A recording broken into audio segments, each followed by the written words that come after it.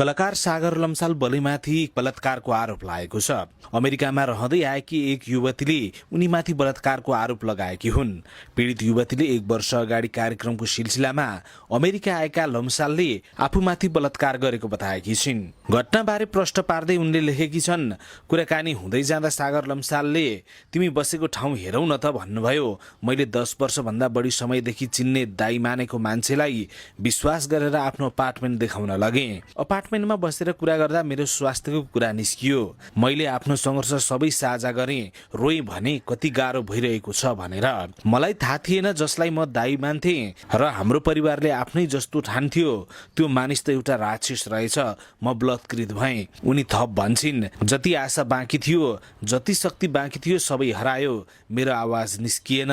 म चिच्याउन चाहन्थे, आफ्नो परिवारलाई भन्न चाहन्थे, तर त्यस्तो अवस्थामा पनि केही भने मेरो परिवार टुट्छ भन्ने डर लाग्थ्यो। पीडित युवतीले भनेकी छन्, यो घटनाले मलाई हरेक दिन भित्रभित्रै खाइरहेको छ। राम्रोसँग सास फेर्न सकिन्न, खान सकिन्न।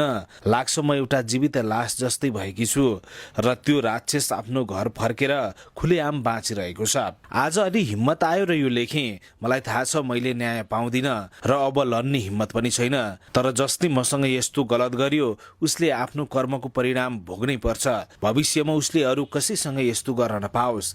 उनले आफू सानैदेखि डिप्रेसन र एन्जाइटीसँग सङ्घर्ष गरिरहेको पनि उल्लेख गरेकी छन्।